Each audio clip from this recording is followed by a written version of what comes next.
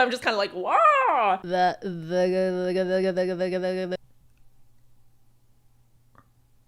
Like that.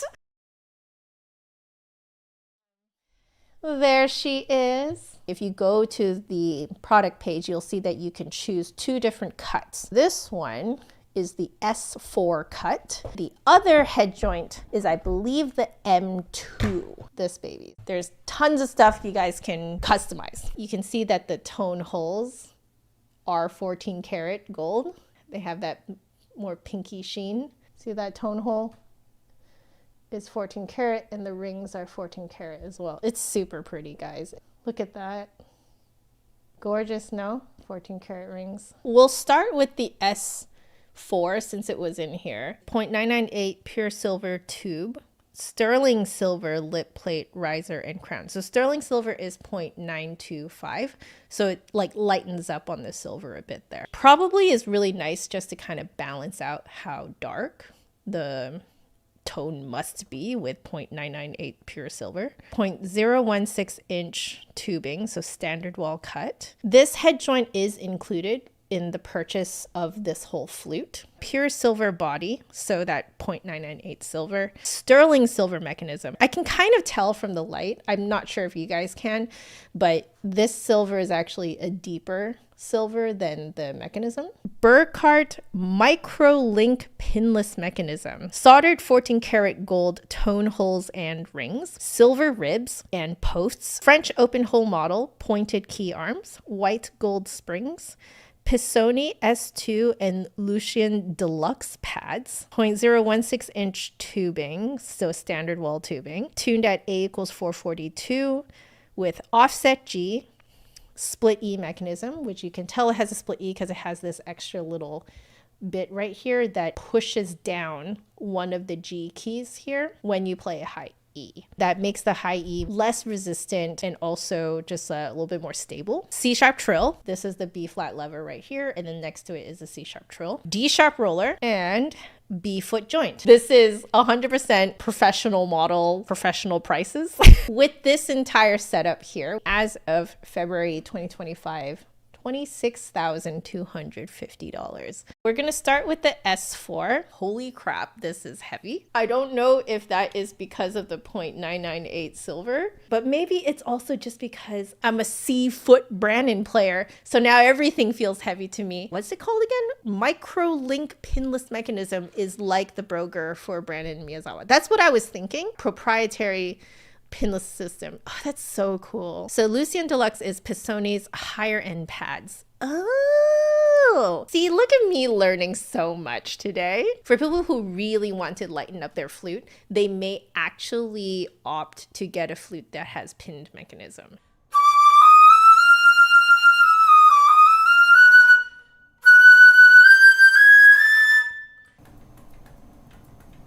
I have to say I'm very impressed. The right hand ring finger key feels very close to the middle and index fingers. I often find that on flutes that have the split E mechanism, you can definitely feel that the index and the middle finger keys are pushing down more keys. But this is I'm like immediately impressed. I can only notice a difference if I'm actually looking for it. But if I'm not looking for it, I don't notice it.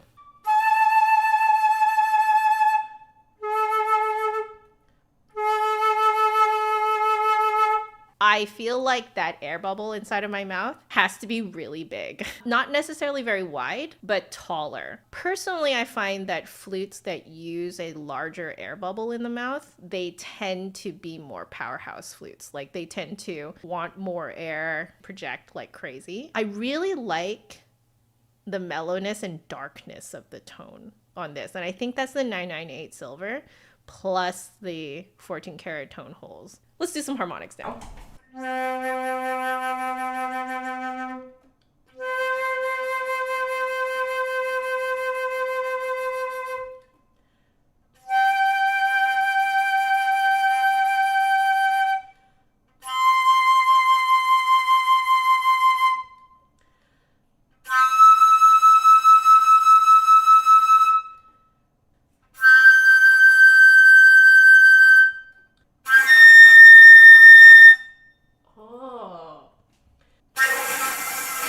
I think the like outlier harmonic is the high B flat. I don't actually feel this on many flutes. Most flutes, the one harmonic that doesn't really follow the pattern of where the other harmonics want to sit, tend to be high E, high G. Usually wherever that outlier harmonic is, resistance wise, tends to be the weak point of that flute. There's no 100% perfect flute. There is a perfect flute for you, but there is no one perfect, one true flute. And if there was, the world would be so boring.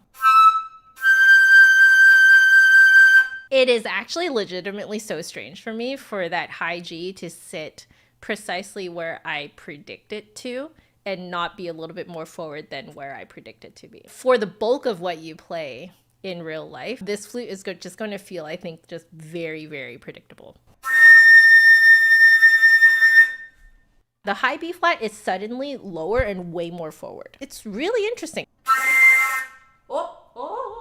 I think I need to do more duck face to get more space.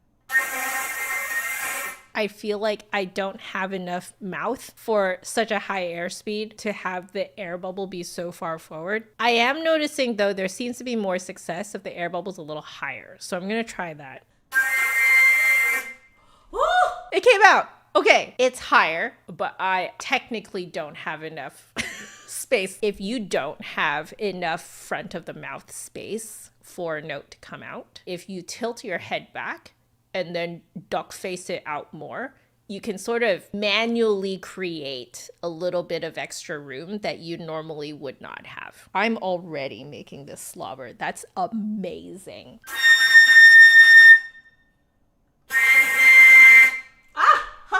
I am correct.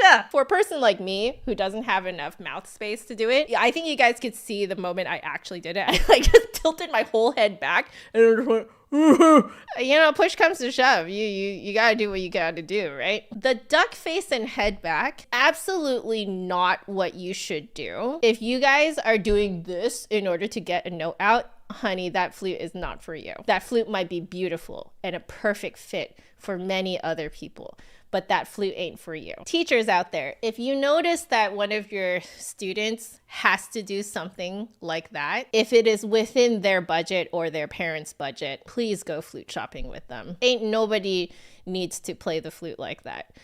Well, just me, because I have to review these. So C4 is really far out. I feel like I'm concentrating the air bubble way out here, right around where the teeth are. G6. E6 is right here. It feels like it drops. So our C6 is like here. G5 is like here. The C5 is here. So it's in front of the G5, but it's a little above the C4. So the B flat 6 suddenly is out here. And then this is the part that I don't actually have room for, but if you do, you'll love this flute. The C7 is above it. I hope you guys can see that I'm not tilting the flute with me. I'm keeping the flute in the same position, but my head is the one that's nodding upwards and me doing the duck face. You can see from my diagram here, nothing goes behind the teeth. It's actually incredible. This thing is like so far forward. What this is gonna tell me is that the tonguing is probably gonna be a lot of what I call faux French tonguing. So it's when you tongue between your teeth. True French tonguing is when you tongue from between your lips. So you start with the tongue between the lips.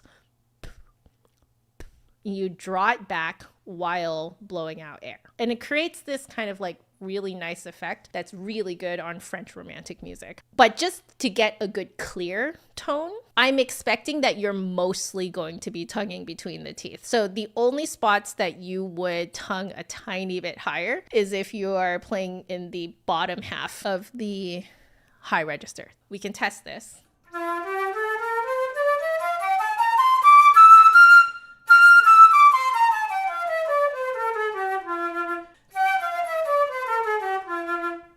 Most of your tonguing for most of this flute is right between the teeth. That makes your tonguing actually a lot more consistent because you don't have to move your tongue around a lot. You probably won't crack notes as much because you're just tonguing in one spot for most of the flute. I think the only place to really look out for is bottom half of the high register.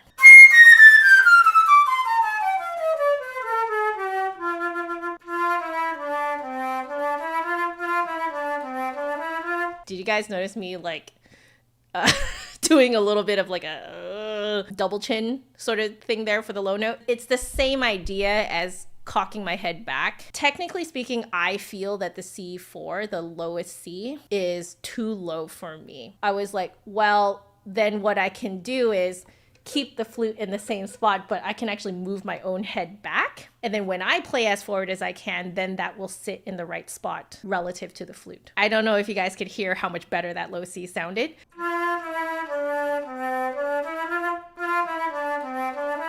Again, this is not something you want to do if you are flute shopping. If this flute suits you, you hear how nice those low C's are? Oh, beautiful. I do want to try double tonguing.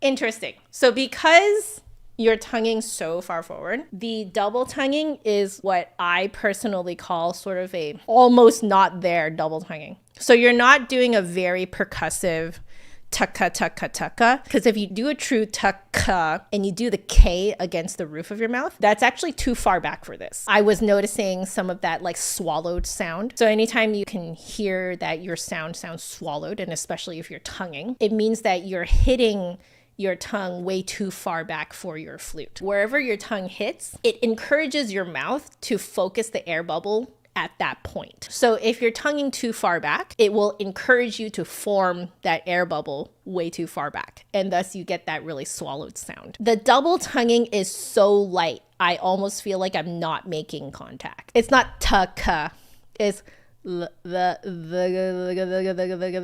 you tongue faster too. Exactly. You hit the nail right on the head. That was the next point I was going to make. Since you don't have to make intense contact with another part of your mouth, I could see how this would allow you to go way faster. It's basically mumbling through your double tonguing, but it sounds clear. Let's mess with some tone color stuff, tone color dynamics.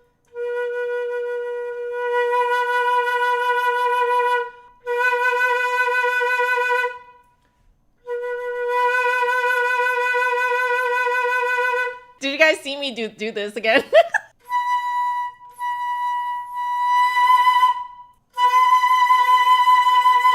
On some flutes, you want to open up the space behind the air bubble. And on some flutes, you want to open up or close up the bubble itself. I would say that this flute is a mess with the bubble itself. This is why I don't have enough mouth space to do this. If you want that really thin, tiny pianissimo sound, you just make your air bubble super tiny. If you want it really loud, you have to make the air bubble huge, which is why I had to play like this, just to like artificially make extra space in front of my teeth. Let me mess with tone color though.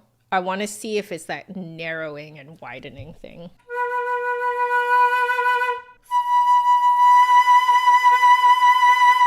You make it narrow for that thinner sound, woodsier sound, and then you make the air bubble really wide and flat for that richer sound. Make sure you have enough space in front of teeth to pull this off. So this may be why some people might experience a flute and be like, I feel so muted. No matter how much air I put into it, it just doesn't get loud enough. Likely it's one of these issues where the flute wants you to have that air bubble, you don't physically have the space for it. Not only do you may not have the physical space for it, it just may not be where you want to put your air bubble. This certainly would explain why, like when you listen to someone else play a different flute, and maybe you've tried that flute before and you're like, honey, I have no idea how you're making that flute sound so beautiful.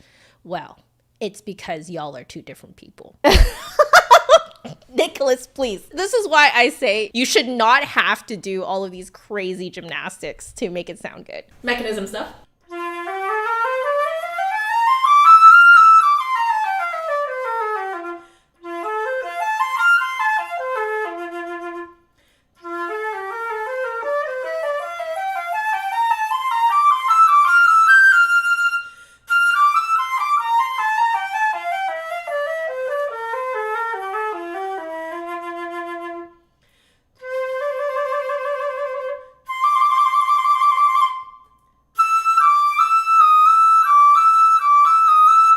I'm so impressed with how smooth this Split E is. Also, I'm leaking all over myself. There are people out there who can absolutely feel the Split E. It feels clunky, blah, blah, blah. Oh, let me tell you, this Burkart one, wow, that's smooth.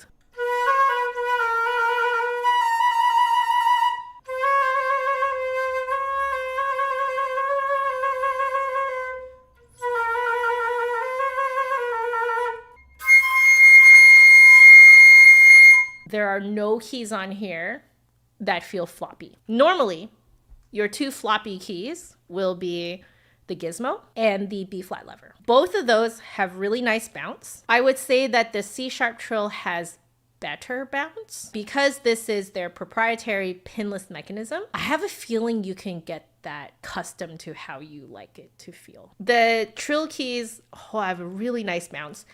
So the bounce is what's going to get you that vibrant trill. If your trill keys are like floppy or they like come up slow, you know, if they don't have that snap, it doesn't give you that really, really like vibrant sounding trill. I feel like this flute is really a soloist's flute. It has all the makings of it. Oh my God, so even.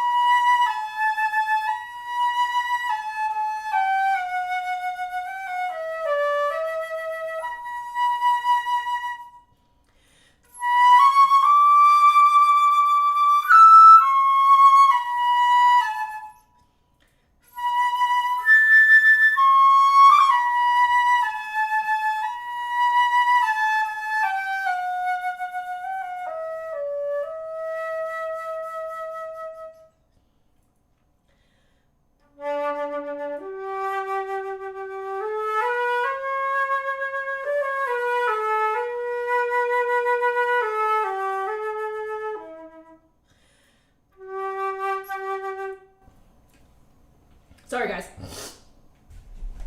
got some phlegm.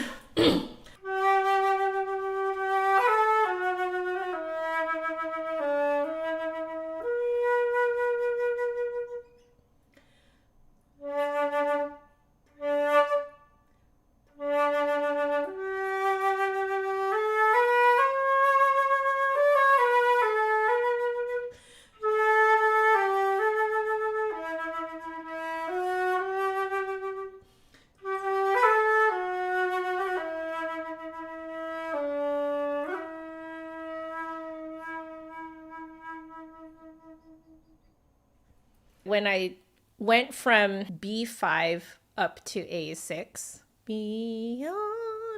on most flutes, you have to kind of tuck that higher note up and back. But for this one, because, you know, we talked about how that B flat like suddenly is like in the front and down, A is like literally right below it, right? So you can see on this map where the B5 would be, it'd be right between the G5 and the C6. You are going to be very intuitively kind of shoving your air bubble higher, but not further back, because we're literally going higher in pitch. A lot of people will think that it's very intuitive to kind of like shove the air bubble up, right? A lot of people like raise their eyebrows. You know, when they play high notes, they go, and that kind of encourages everything to kind of move upward in your mouth too. Those swoops up into the high notes are going to be so nice on this just because they're so intuitive.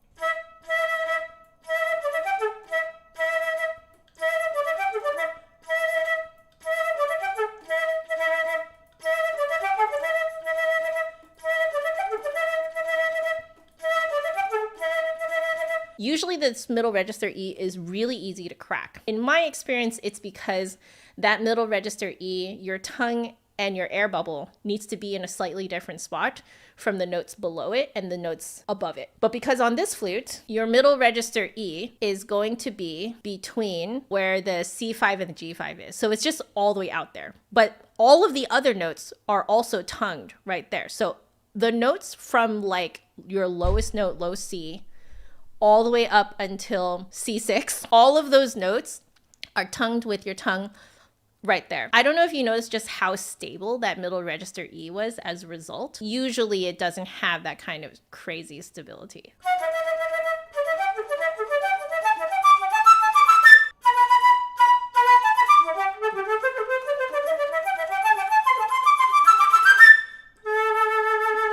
I am so tempted to like make more contact with my tonguing. It's actually very disconcerting actually to hear very clear tonguing when I'm just going, wow.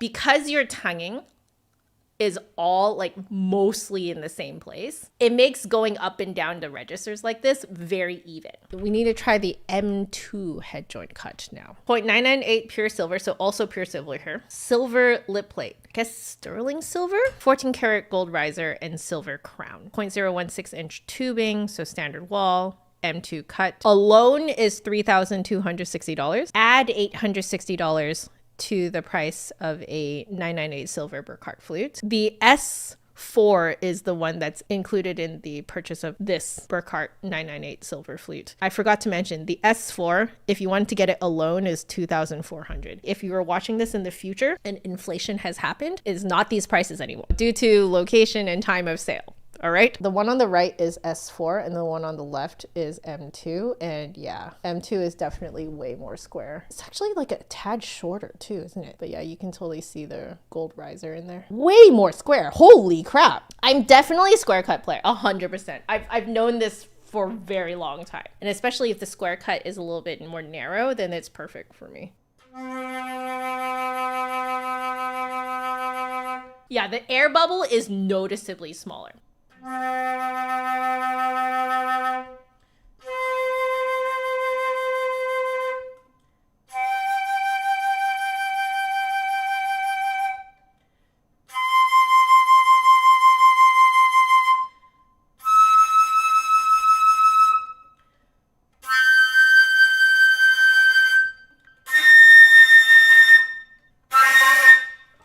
I can't find the C7 again, but from what I can tell, it seems to follow this same schematic, I guess you could call it. And you can hear that the sound has a little bit more edge to it. And I think it's because of that square cut. I think I have to go like that.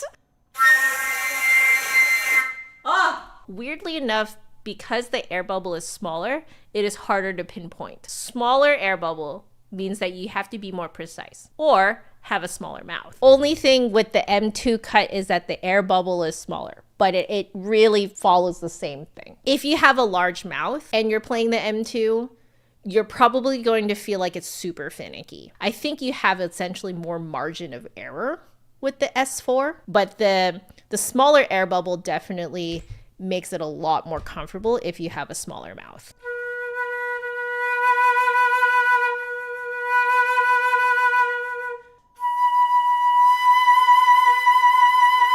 Because the air bubble is smaller, when you make the air bubble bigger, you have the same top point of the air bubble, but it's the bottom point of the air bubble that expands. Whereas I felt that on the S4, the whole thing, the top part needed to come up, bottom part needs to come down, the sides need to come out. This one though, it's like pinpoint and then it like grows down and out. And this also is, at least I'm finding, for the tone color as well. Any sort of like manipulation of shape is actually growing out from that top point. So air bubble here.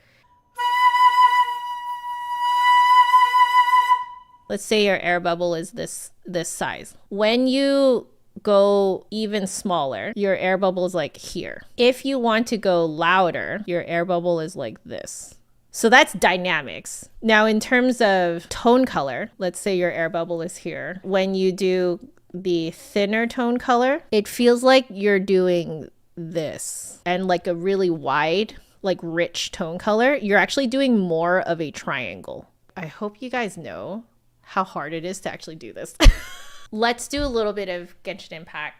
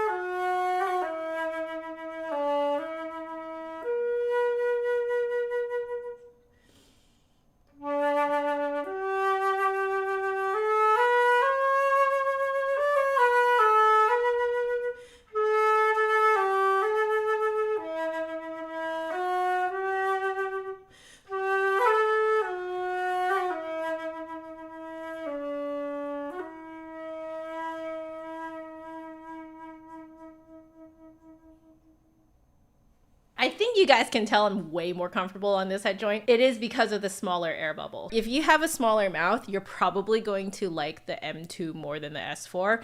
We have confirmation here from Nicholas, just another flute guy. Nicholas likes the S4 more because you are on the taller side. If you tried the M2, did you feel that it was super finicky? Yeah, right? You felt it was finicky? Yeah, okay, I'm right. While I do have a smaller mouth, I don't think I have enough space in front of my teeth, especially when I was getting into the low notes and I was trying to get that like rich sound. I need to open up in a triangle shape below where the air bubble is. That dips into in front of the lower teeth, which I really don't have a lot of room there. So I really had to like play with a lip plate, basically barely touching my lips in order to just try and make some more room in there. Interestingly, I came across that part of my Trevor James 5X Piccolo live stream, and I came across the part where I talked about lip sizes. We getting those duck lips going. Very plump, which by the way, I want to call this out. At some point in flute history, it was thought by many flutists that you could not play the flute if you had plump lips. And I would just like to say that that is completely and utterly false. I have a suspicion that if you have larger lower lips, depending on where your teeth in your jaw sits, you might have more room to play with. Just a suspicion. I'm not saying that that is exactly what it is, but I'm just thinking out loud.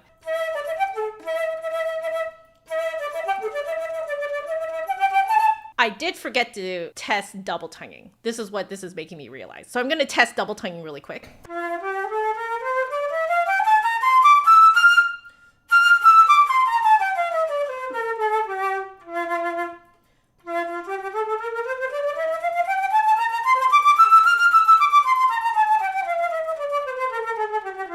Okay, I know what I was doing wrong. Because the air bubble on the S4 is much bigger, I actually used more surface area at the tip of my tongue. For the M2, because the air bubble is so much smaller, I actually have to kind of like use less surface area on the tip of my tongue. I have to be very precise, just the very tip of my tongue. Because I was like, why is it sounding so blah, blah, blah, blah? It's because I'm using too much tongue.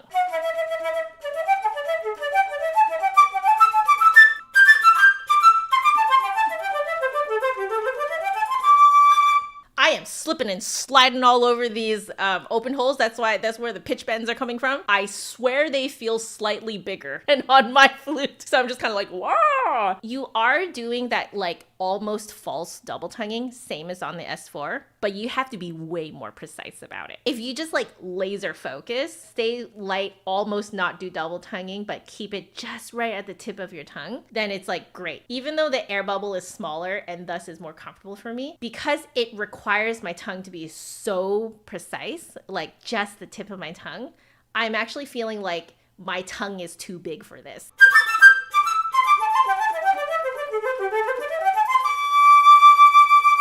It takes a lot of concentration, but at least to me, that sounded better. When you're trying these like high-end flutes, you're really looking for your glass slipper. You're looking for something that fits you precisely. The size of your mouth, how much space you have behind the teeth, in front of the teeth, how big is your tongue, etc., etc., etc. We're done with the Burkart. We need to move on to the Powell now.